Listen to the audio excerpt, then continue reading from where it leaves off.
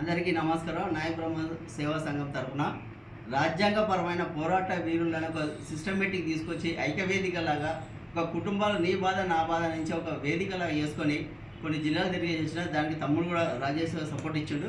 ఈరోజు తమ్ముడికి సన్మానం ఎందుకు చేసినామంటే భారతదేశం న్యాయ బ్రహ్మలు గర్వించదగ్గమైన డాక్టరేట్ సంపాదించింది ఎంతో కష్టపడి ఒక్కొక్క అక్షరాన్ని ఒక్కొక్క బాధ్యతలాగా మన కులాన్ని అస్తిత్వాన్ని పోగొట్టేలాగా పని చేయకుండా కానీ అక్షరాలతో మనకు హృదయాలకు మా ఒక గొప్ప వ్యక్తి ఉన్నాడని భావనతోటి నేను ఏదో సాధించాలి ఈ కులంలో పుట్టినందుకు అని చెప్పి తల్లిదండ్రులు ఎంత గౌరవించరు, అన్నదమ్ములు గౌరవించరు, ఆ ఊరు ఎంతో గౌరవించరు. వాళ్ళ స్థాయిలో కూడా నేను కూడా తమ్ముడిని నేను అన్నదమ్ములం అయినందుకు నాకు చాలా ఆనందంగా ఉంది. ఈరోజు నా తమ్ముడిని నేను సన్మానించుకోవడం అది ఇక్కడ చాలామంది నా పిలుపుతో వచ్చినందుకు వాళ్ళందరికీ హృదయపూర్వక నమస్కారాలు.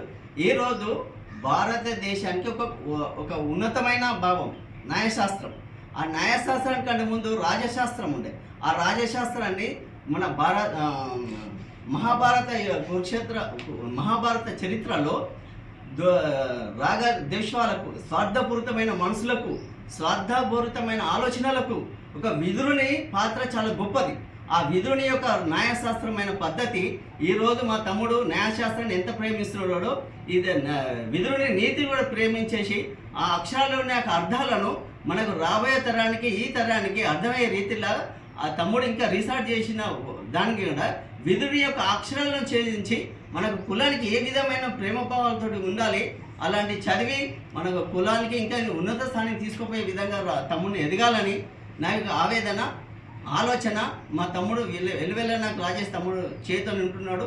ఆయన ధైర్యంతో ఈరోజు రాజ్యాంగపరమైన పోరాట వీరులు అనే ఒక ఐక్యవేదికతో చేసి రాబోయే తరానికి మంచి మార్గాన్ని చూపించాలని అన్న నేను నీ అమ్ముంటామని చెప్పి చేస్తున్నాము. ఈరోజు తమ్ముడు ఇంత పెద్ద స్థాయిలో డాక్టర్ సంపాదించుకున్నందుకు సన్మానించుకున్న ఇక్కడికి వచ్చిన అందరికీ నమస్కారాలు. ఇదే న్యాయశాస్త్రాన్ని ఏ విధంగా అయితే వేస్తారు విదురుడు చాలా గొప్ప పాత్ర అది మరుగున పడింది. నేను ఆయన శాస్త్రాన్ని విదురుడు యొక్క పాత్రనే నేను పోషిస్తున్నా.